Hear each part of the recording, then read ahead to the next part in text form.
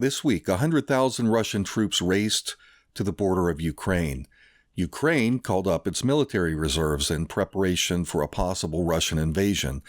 Meanwhile, out in the Black Sea, U.S. and Russian warships are speeding toward each other in a potentially disastrous game of chicken. Tensions in the region are boiling over. So are we days from war? Will this spiral out of control into World War III? Welcome to Blackstone Intelligence. I'm Jake Morphonios. What's going on over in Eastern Europe right now isn't getting a whole lot of play in Western mainstream media. Every morning I go outside and I pick up my copy of the Wall Street Journal, take a look at the headlines. Well, Afghans bracing for change as Biden sets U.S. departure, bank earnings soar, Coinbase, blah, blah, blah. You go through the whole paper, not a word about Ukraine. All week long, it's been like this. I'm constantly disappointed because Western media is virtually blacking out this story. But this is a story that I think you should know about, so I'm going to share my thoughts with you on it. First, I'm going to give you an overview of what's going on. Then we're going to deep dive into the history of the conflict. We're going to compare this Donbass crisis in Ukraine today to the Sudetenland crisis in Czechoslovakia back in 1938 that helped to kick off World War II. Now, after that, we're going to dive deeper into the current Ukraine crisis and the role that is being played by the power elite in fomenting the discord that is driving the whole region deeper into this nightmarish war that has been going on for years and is only going to get worse before it gets better. Now, to kick off the show, first, let me invite you all to show off your Team Blackstone pride by visiting blackstoneintel.com and purchasing a Blackstone cap from my shop. I wear mine all over the place. It's a way of making a statement to the world that I'm not fooled by the wicked and designing men who spill the blood of the innocent in their quest to satiate their lust for unbridled power and unspeakable wealth. That's what it means to me when I wear my cap. It's my way of giving the New World Order the middle finger every time I step out of my house. So I encourage you to buy a cap. Go on over to blackstoneintel.com. Choose the drop-down menu if you're on your cell phone. Go to my online shop and you'll find it there. And by the way, if you want to share a photo of yourself wearing your Blackstone cap, send it to me and I'd be glad to put it up in one of my videos. Now, let's return to the story. Back on March 31st, fighting escalated along the demarcation line, which is really long, inside Ukraine. The combat has resulted in a series of brutal back-and-forth killings. As the Ukrainian military stepped up its activities, partly because they're buoyed by having this globalist Joe Biden in the White House, who has stood by the, played a role in the coup that took place in Ukraine during the Obama years. The Ukrainian military is doing more and more, becoming more provocative. So Russia took drastic actions to demonstrate that he is not going to stand idly by. What we've seen this last week is that Russian President Putin deployed nearly 100,000 assault troops to the border of Russia and Ukraine, backed by 1,300 battle tanks, 3,700 drones, 1,300 artillery and mortar units, and 380 multiple launch rocket systems, including thermobaric batteries. So to say that Putin is not messing around would be an understatement. Of course, Putin says, oh, no, I'm not planning to invade Ukraine. He's just fortifying Russia's border in defense, claiming the concern that Ukraine is showing signs that they are the ones getting ready to invade the Donbass, which is the easternmost region of Ukraine, and try and retake it from the separatists. And so Russia says, well, we've got to put our troops there to prevent them from causing conflict, which, but still, regardless of which side you want to come down on, whose propaganda you want to listen to, you cannot blame people for being alarmed at this massive Russian mobilization. Now, in response to what Putin has done, Ukraine has called up its own reservists and has deployed so far at least 10,000 troops along their 1,500-mile-long conflict line there in eastern Ukraine. And embedded among Ukraine's forces are U.S. military and intelligence operatives, as well as Western mercenaries are among the throngs. Ukrainian shelling of civilian areas in the Donbass had actually gone down in February. Things were, signs were looking good. But then things got ugly. It all changed in March. In the last few weeks, there's been an increase in Ukrainian attacks. They've become more emboldened. And unfortunately, they have just committed a horrific killing of a 5-year-old child in the Donbass with a Ukrainian military drone strike. And it's not just the regular Ukrainian military troops that are the problem. A major problem in all of this is that Ukraine, because of its smaller military force, they supplement their military with extremist ultranational Ukrainian battalions, including supplementation by mercenaries from all over the world, mercenaries that are trained by NATO. And some of these people are real-life Nazis. I'm not exaggerating. You can see photos and video taken from a distance of their barracks, where they've set up, flying the Nazi battle flag over their buildings. So these are genuine, dyed-in-the-wool Nazis fighting with the Ukrainians. And in an ironic twist, it is many of these Nazi extremists who are actually out there fighting with weapons from Israel, Israeli-made Uzis and other weapons. Now, speaking of Nazis, what is happening in the Donbass region today looks eerily similar to me to what was happening in the Sudetenland before the outbreak of World War II. So let's put on our history caps for a moment, pull out your history books, take some notes. Let's talk about this. The Sudetenland, where is that? I don't blame you unless you're World War II nut or into history, you probably don't know a lot about this. No problem. Sudetenland was sections of territory of northern and western Bohemia and northern Moravia. This region was situated along the Sudeten mountain region in the eastern border of Germany. So if you can just think of where Germany is, this is way over on the eastern border of Germany. In the late 1800s, this territory was actually part of the Austria-Hungary Empire, and a large percentage of the inhabitants of this territory were ethnic Germans. But following World War I, the Western powers went in, cut up, dismembered the former lands of Austria-Hungary, and they created new nation states, new political boundaries. And in the process, the Sudetenland territory, rather than becoming part of Germany, which was a defeated enemy at the end of World War I, Sudetenland was placed under the control of the newly created Czechoslovakia. This created a multicultural powder keg between the Sudeten Germans and the ethnic Czechs, and tensions rose.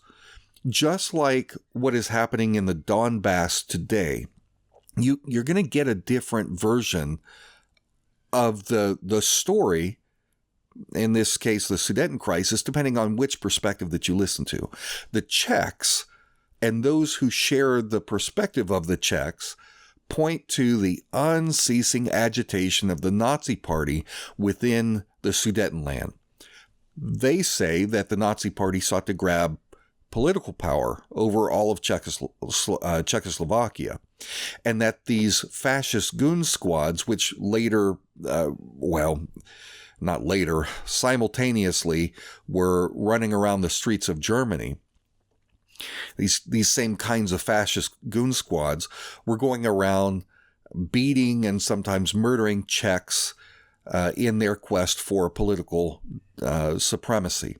Now, that's one side. On the other side of the argument, or the other perspective that comes from the Sudeten Germans, they point to heavy political suppression and disenfranchisement of the ethnic German population. They were kicked out of offices, they were marginalized, and they made up about a third of the population. They point to rampant attacks by the Czechs on the Sudeten Germans. Now, who's right, who's wrong? The truth, of course, is a blend of these perspectives. There's truth to both sides of this. But what is universally acknowledged is that this untenable situation led to the Sudeten crisis of 1938. Responding to the pan-Germanist demands that Germany annex the territory, annex Sudetenland, and bring it into Germany, Adolf Hitler basically proclaimed himself the protector of the ethnic German population inside Czechoslovakia, which lit a firestorm that eventually engulfed all of Europe and much of the Pacific during World War II. It helped to bring about a global war. In a very similar situation, Vladimir Putin has taken on the role of protector of the ethnic Russians who are living in eastern Ukraine. Ukraine was, after all, part of the Soviet Union until its collapse just a couple of decades back. Following the CIA-backed overthrow of the Ukrainian government and the installation of this pro-Western puppet regime that was hostile to Russia, the thing I was referring to that Biden played a role in, this is when George Soros became well known because he was helping to finance these extremist groups that were, including the neo-Nazis, to overthrow the government. After this government was removed, the population of Ukraine's Crimean Peninsula, they voted overwhelmingly. I reported on it as it happened. They voted overwhelmingly, 90-something percent, it was around 96%, to separate from Ukraine and petition Russia to annex Crimea and bring it into Russia as Russian territory. And that's what Vladimir Putin did in early 2014, which was the last time there was a buildup of this magnitude by Russia around Ukraine. And so that's one of the reasons that you've got people today worried that Russia may be preparing to move into the Donbass region and claim a whole large swath of territory there and annex it. Now, with the backing of NATO, Ukraine has been waging a war against these separatists in the east, including the Donbass region. So to fortify the territory and keep it from falling back under the control of the Western Ukrainian politicians, Russia has been supplying weapons and mercenaries to these separatists to prevent Ukraine from retaking the territory. Now, some of the intelligence that I get from literally the front lines of this battle come from a handful of those mercenaries who I've made contact with over the years that are there fighting in the Donbass against the Ukrainians. Now, in a sign that U.S. intelligence is in bed with big tech social media right now over this Ukrainian crisis, something that I've seen on Facebook this past week is alarming to me. Some of these men who are English-speaking that actually have Facebook accounts, they've been entirely removed over the past week. No violations. They didn't do anything wrong. They're simply telling what's going on from on the ground, first-person perspective. And they've been erased. It's just totally not temporarily banned, deleted. So there is a clear effort to snuff out the voices of people who are presenting this on-the-ground information that conflicts with the pro-war Western propaganda. And this development is very troubling. Makes it a little bit nerve-wracking for me, too, doing this report, that this could be censored. So that brings us up to this week. Reuters news service reported this, quote, "The United States has informed Turkey that 2 of its warships will pass through Turkish straits to be deployed in the Black Sea until May 4th, as Russia has bulked up its military forces on Ukraine's eastern border." And so the meddling of the United States empire begins anew. Not to be intimidated, Vladimir Putin has responded to this by announcing that the Russian Navy is going to begin live fire drills in the same waters just as the U.S. warships are arriving. And further, reports from Ukraine's defense minister claim that Russia is bulking up its facilities in Crimea in preparation to relocate nuclear weapons to the region that can be rapidly deployed if necessary. So that's great. News reports are widely speculating that Russia and Ukraine are days away from war. Just not the kind of thing that you see here in Western media. UK says that, by the way, the United Kingdom, their own military commanders say that they're on high alert, that they believe war is imminent, and that they're monitoring the situation with growing concern. So what is this conflict all about? Why is there even a conflict? There's no single answer, as much as we'd like to boil it down and just have a real easy answer. There are different parties involved, each with their own agendas, and so there are different reasons for the conflict. But if we could sum up all of these agendas into a single answer, it would probably be that the Ukraine conflict is about satanic greed and power. But a significant reason, to be more specific, for this conflict is that these New World Order oligarchs want control of Ukrainian natural resources. They want control of markets. Ukraine has got natural gas resources, a lot, that are found where? In this conflict zone, in eastern Ukraine, near Russia. Imagine someone holding a stack of $100 bills up on the third floor balcony and dropping them, tossing them up in the air, letting them fall to the ground. What are you going to have down there? You're going to have a mad dash between people competing to grab as much cash as possible before the other person does. Now, that is what happened after the fall of the Soviet Union, which Ukraine had been a part of. There were 2 main groups that started this mad dash to grab up the natural gas reserves and other resources of these nations that had been part of the Soviet bloc. There were oligarchs who favor the Western corporocratic alliance, and then you've got the Eastern oligarchs who favor the Russian government. And so the 2 sides, both sides of which are corrupt, went out there to scoop up the natural gas resources of these former Soviet states through proxies. These proxies included Russian and Ukrainian oligarchs and Russian and Ukrainian mafia bosses. Control of Ukraine's natural gas was not just about money, making money. To control the gas fields, you had to control territory.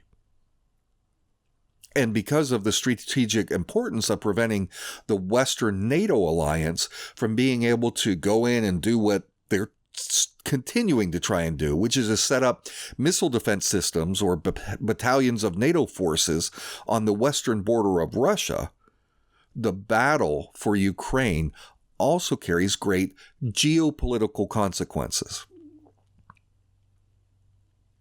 And it is for this reason that Trump's campaign chairman, Paul Manafort, was getting paid millions of dollars. He was working to help keep Ukrainian President Yanukovych in power. Yanukovych spoke Russian. He was a puppet of Vladimir Putin and the oligarchs who were loyal to Russia. And this is also the reason that the CIA teamed up with George Soros and the neo-Nazi extremists in Ukraine to try and overthrow Yanukovych so they could install their own puppet regime that was loyal to the Western capitalists. So both sides are thoroughly corrupt. Don't cheer for one side or the other. I don't.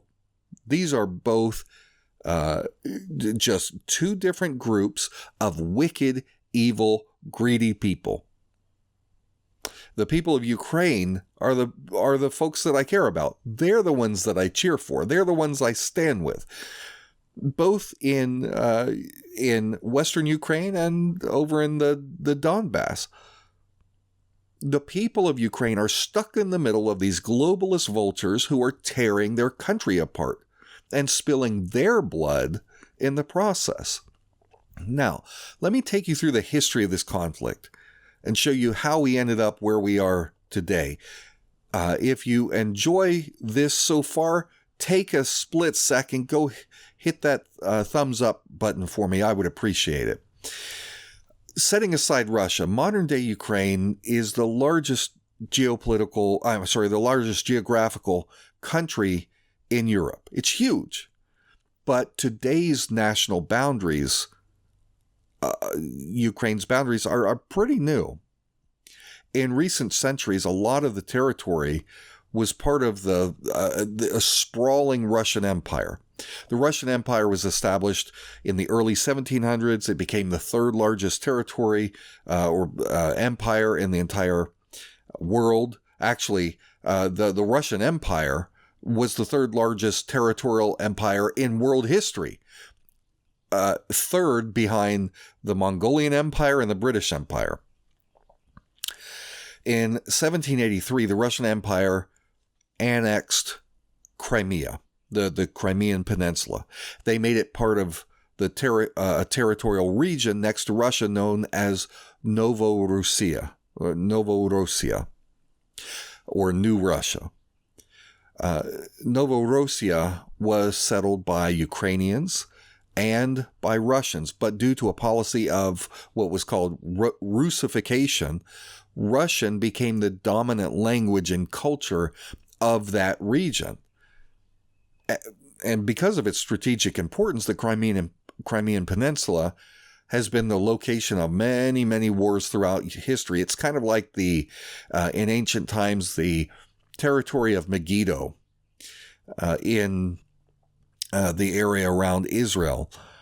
It was the site of a lot of battles, and the book of Revelation talks about the Battle of Armageddon in Megiddo. Well, Crimea is the very strategically placed territory. The Black Sea, Russia is almost completely landlocked. The way it gets its ships out is by going through the Black Sea, and you have to pass by Crimea. So controlling that peninsula, really, whoever controls that controls the Russian Navy's movements. So very important. A lot of wars have taken place there.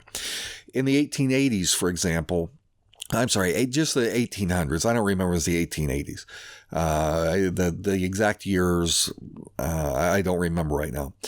But in the 1800s, the Russian Empire battled in the peninsula against an alliance of Britain, France, and the Ottoman Empire. And then following the so-called February Revolution, the Russian Empire collapses during World War I. And that happened, I do remember this day, that happened in March of 1917. Major players in the overthrow of the Russian Empire included the Marxist Russian Social Democratic Labor Party, or the RSDLP. The RSDLP was actually dominated by Jewish socialists. This is factual history. Dominated by Jewish socialists, and it was divided primarily into two factions. You had the Mensheviks and you had the Bolsheviks. All right, so the Russian emperor was a Christian king known as Tsar Nicholas Romanov II. He and his wife and their 5 children were taken prisoner by the Marxists. A short-lived Russian republic was established, but it was quickly overthrown. wasn't extreme enough for the Jewish Bolsheviks led by Vladimir Lenin. And so you end up with a civil war, with Russia divided between the communist Reds and the anti-communist Whites. Not skin color, the Reds and the Whites. So to demoralize the White Army, Lenin, who was a Marxist and a Bolshevik, he had the Reds go in and shoot the Romanov family and then bayonet them. They took the bodies of the Romanovs out into a Siberian forest, the Koptyaki forest, stripped them naked, mutilated their bodies, and this came after the poor Romanov daughters had already been sexually molested sometime earlier on the train ride to their prison. So as the Civil War raged on, Crimea was a major stronghold for anti-Bolshevik White Army forces. It was in Crimea that the Whites ultimately made their last stand against the Red Bolsheviks. And that's where they were crushed, ultimately. Those who could escaped by ship to Istanbul, modern Turkey, just across the peninsula. Those who didn't make it out were slaughtered like animals in a slaughterhouse. And the murderous rampage led by the Jewish Hungarian communist named Bela Kohn, and the killing spree that he carried out, it came to be known as the Red Terror. They killed at least 150,000 of these anti-communists. It was a huge purge, huge massacre. And the Bolsheviks, of course, went on to seize control of vast territories to form the Union of Soviet Socialist Republics, or the USSR. Now, the Ukrainian Soviet Socialist Republic the Ukrainian Soviet Socialist Republic was created under the umbrella of the USSR. Skip forward a little bit. In 1954, the Soviet Union issues a decree that transfers control of the Soviet Russian Crimea over to the Soviet Ukrainians because of the commonality of the economy, the proximity, the close economic and cultural relations between the Crimean region and the Ukrainian Soviet Socialist Republic. So at that time, the Kremlin did not foresee that the Soviet bloc would collapse and Crimea would end up belonging to basically a foreign state. Russia did not see the difficulties that this decree would ultimately lead to. But because Ukraine is such a large territory, there has almost always been tensions between the ethnic groups there. It's nothing new between the eastern and western regions of Ukraine. This is before the Soviet Union was established, during the years of the Soviet Union, and since the fall of the Soviet Union.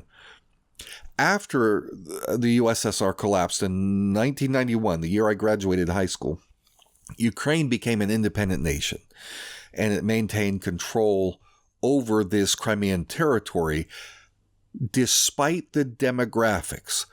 67% of Crimea was ethnically and culturally Russian, compared to only 25% of the population, which was Ukrainian. So you can see the concern here. You've got nearly 70% is culturally Russian, ethnically Russian. Only a quarter of the population is Ukrainian, and yet Ukraine gets the territory. So this is a problem. The creation of a Ukrainian state in 1991, dominated in the West by the ethnic Ukrainians, this did not sit well with the Russians and the Russian loyalists in Crimea and the region down there of old Novorossiya. In fact, since the collapse of the Soviet Union, there have been many attempts by those in the East to reestablish Novorossiya. Now, after the Soviet Union collapsed, you've got these vulture capitalists from the West with backing from the international banking cartel, the Rothschild network. They swooped down into these former Soviet territories to feast on the resources of the people. At the same time, the Russian government was competing against the Western-backed oligarchs by backing oligarchs of their own. They were fighting them at their own game. Now, what do you suppose happens when international bankers team up with dishonest politicians and mafia thugs to make money in largely unregulated markets? Would it surprise you to learn that such circumstances lead to a great deal of corruption? Of course not. Well, that's exactly what happened. These oligarchs acted like hungry sharks. They gorged themselves in a feeding frenzy on post-Soviet resources like coal and oil and aluminum and minerals. And of course, some of the oligarchs got into the dirty banking business to provide capital investment money into this burgeoning group of corporations that were rising up that were controlled by the oligarchs. So corrupt politicians, mafia dons, these people who had held sway in certain regions suddenly found themselves receiving financial support from the bankers that helped them to rapidly accumulate control over the resources and privatize them. And in the process, they became filthy rich billionaires. And with such wealth comes power and influence. So you start out with these basically local warlords, mafia thugs, who end up getting an infusion because of they had the manpower on the ground to be able to go in and whack the competition. The bankers and the Western investors paid these guys, invested in them. They bought up the resources. Their corporations grew up, and they went from being the low-life thugs that they were into these necktie-wearing rich billionaires. And with wealth comes power and influence. That's why you see these oligarchs at the left hand and right hand of Vladimir Putin. That's why you see these oligarchs who keep ending up being installed as presidents of Ukraine and other nations.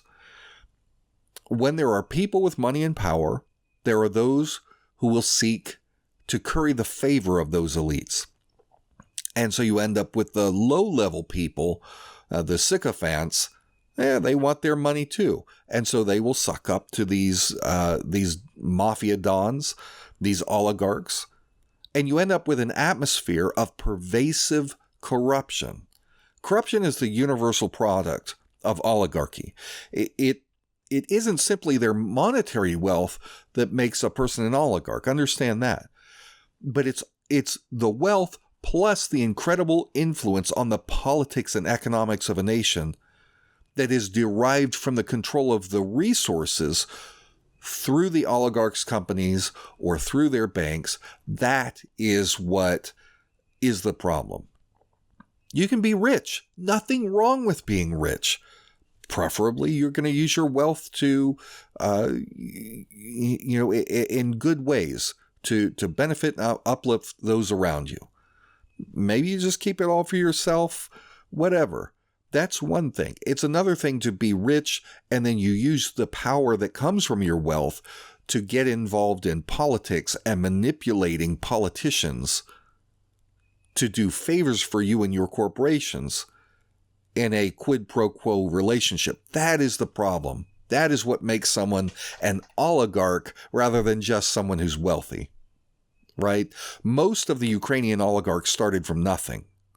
They had no significant wealth of their own. But during the 1990s, they became entrepreneurs during the nation's transition to a market-based economy. The Ukrainian politicians, these were just little more than puppets. They were used to craft legislation that benefited these businessmen.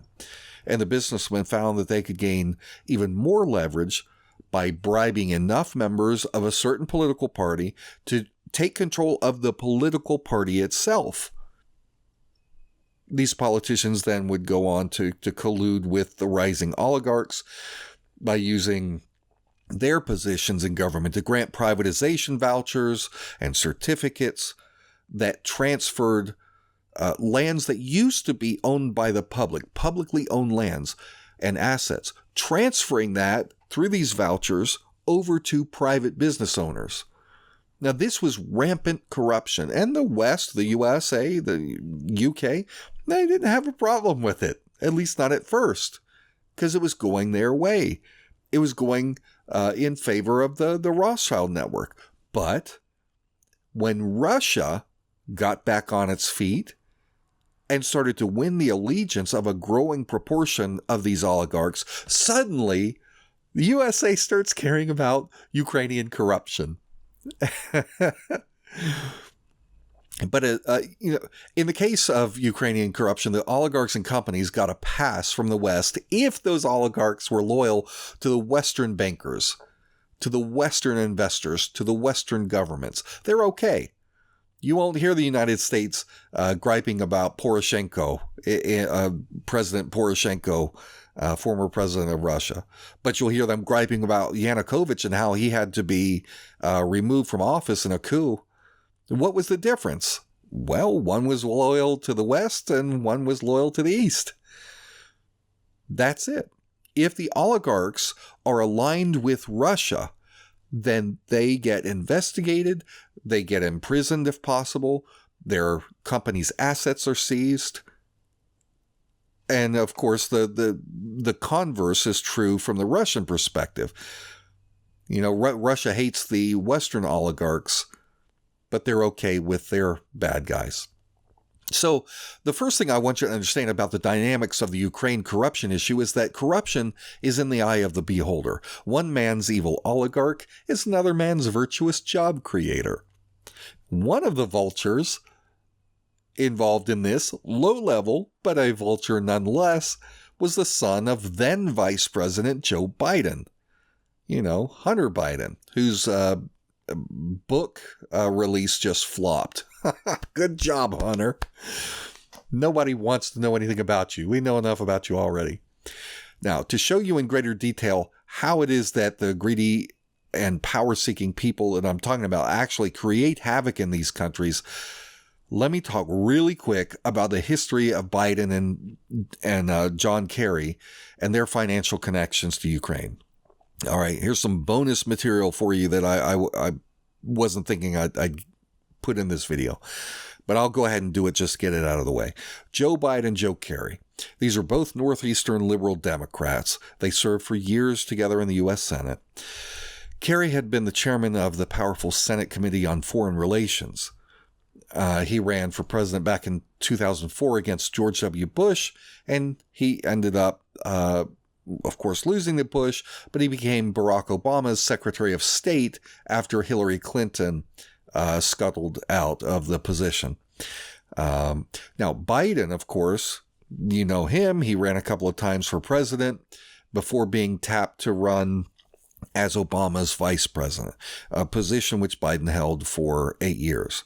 Now, he's got a son named Hunter. Hunter graduated from Yale Law School. He graduated from Yale Law School. We must have that here in North Carolina. I went to Yale Law School. Anyway, I tickle myself. Oh, that'll be that. Someone will take that section out of this video. I tickle myself. So anyway, he graduated from Yale back in 96, and he held a couple jobs until he started a hedge fund company. Now, a hedge fund company is a limited partnership of investors who usually they're not using their own money. They borrow money to engage in high-risk investments with the hopes that their bets are going to result in huge capital gains. And that's why there's so much evil and wickedness associated with these hedge fund managers, because what they do, they've got the money, high-risk bets, they want them to pay off. And so they've got some incentive to go in there and use mercenaries or use whoever, use financial hitmen to grease the wheels and make things happen to ensure that their investments come back good. But anyway, so that's what Hunter Biden was doing. Now let's talk about John Kerry's son for a second. Actually, his stepson, Christopher Hines.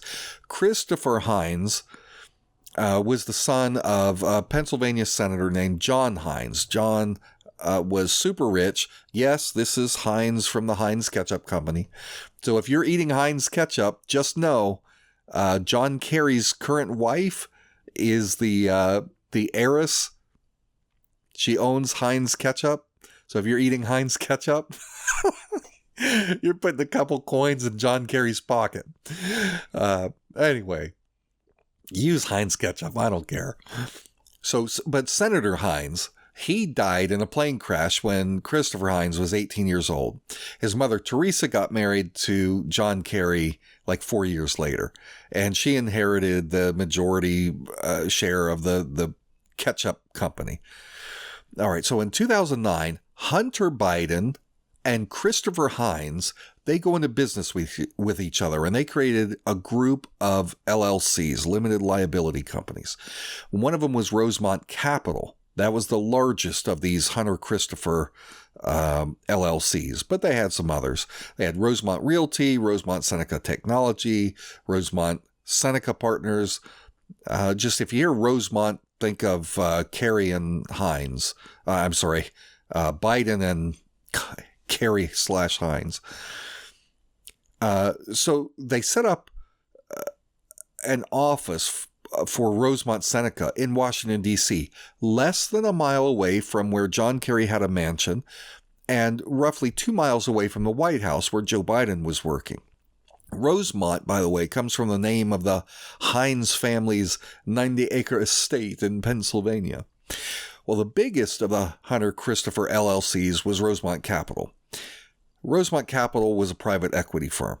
What is that? Private equity firm is a group of people or organizations. They've got a high net worth. They pool their resources together in their privately owned company. Then they use this company to buy up public companies. And they usually chop them apart and sell the parts off for a profit. Mitt Romney was one of these guys. His Bain Capital was a private equity company. That's what you do. You buy up businesses, cut them up, sell off the parts, leave everybody in distress, except for you. You make off with the money. So this private equity company that was set up by Hunter and Christopher, they needed private investors. So they used their father's positions in government to woo their parents' contacts into joining their company. And from there, Rosemont started making lucrative business deals with foreign governments, with officials that the U.S. government was actually in the process of negotiating with on matters of foreign policy. So do you see the problem here? You have the sons of the Vice President of the United States and the U.S. Secretary of State asking for money from the nations that are asking for favors from the U.S. government. Surely you can see the conflict here and the potential for corruption.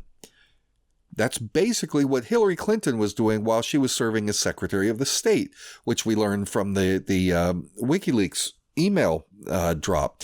Foreign officials like the Saudis, they were giving lots of money to the Clinton Foundation, and then coincidentally, Hillary's State Department would go out and work some political magic for the people making the donations to give them the perks they were seeking. That appears to be what was going on when Biden was vice president and Kerry was chairman of the Foreign Policy Committee and later Secretary of State. So Rosemont Capital grew extremely fast. Financial reports show that Rosemont was a $2.4 billion private equity firm. Now, over 7 years, Joe Biden, John Kerry, they're negotiating high-stakes deals with these foreign governments, and in many cases, their sons were finding ways to get massive financial deals with those very governments. Some of the deals were made with China. To do the China deals, Hunter Biden and Christopher Hines formed a partnership with a guy named James Bulger. James is the nephew of the infamous mobster from Boston, Whitey Bulger. To give you an example of the So what I was saying earlier about how in Ukraine you've got these mafia bosses and people connected to organized crime, that they are the ones who end up becoming rich and getting in bed with politicians. It happens right here in America. We're the same. All right, to give you an example of the strong likelihood of a quid pro quo political corruption going on, you've got Hunter Biden, Chris Hines, James Bulger. They're over there in China meeting with these big league Chinese investors connected to the Chinese government, while at the exact same time, Vice President Joe Biden was meeting with the president of China in Washington, D.C. There are tons of examples like this. This is just the tip of the iceberg. But anyway, so bringing it all back, here we are today. We've got this situation that is spiraling out of control in Eastern Europe. This is a situation that could turn into a global war. I'm not saying it will. Who knows? It could, though. And we have, sitting in the White House, a corrupt politician who has a history of supporting not only a U.S.-backed coup in Ukraine, but who supports wicked men like his own son as they get rich pilfering the resources of the people. And there you go. There's the reason. There's the reason that the Wall Street Journal, New York Times, Washington Post, that's why you don't hear about it. Because to talk about these stories, well, sooner or later, the public's going to find out. You draw attention to it, and you start to see, hey, wait a second, there's some dirty stuff going on. So you just keep some of these stories out of the news. Rest assured, as this Ukraine situation develops, I will be here to report the facts to you. I am not beholden to any Mockingbird news agency. You know that I have a reputation for presenting a balanced look at these issues. I will be here for you. I ask that you be here for me as well. These video reports take hours of research, takes fact-checking, because if I'm thinking something but I don't know for sure, I got to go look it up. I got to get the information because I don't want to tell you something that I later have to backtrack from. I give you this material for free. All I ask is that some of you out there in the audience chip in to support my work so that I can justify continuing to do it. I know that you know this is valuable information that you don't get from very many other sources. So just remember, you don't work for free, and neither do I. So if there's a couple kind-hearted people out there that can chip in, the best way to support me is by becoming a monthly sponsor at patreon.com/BlackstoneIntel. You can also make a one-time donation, though, at paypal.me/BlackstoneIntel. And you're always welcome to mail a check or money order to Jake Morphonios, P.O. Box 1333, Kernersville, North Carolina, 27285. If money is too tight to chip in, hey, I get it. There's other ways, though, that you can help support my work. Click the like button on my videos. Comment on them to get user engagement up. Most importantly, share my videos all over social media. Post it to Facebook. Post a link to Twitter. Help me counter the suppression of big tech. They won't notify people very often of my videos. They don't put this out to my subscriber list. So help me. Be my army in this information war. Well, I thank you all for watching. Keep your eyes on Eastern Europe. One wrong move and things could get ugly very, very fast. That's all for today. For Blackstone Intelligence, I'm Jake Morphonios.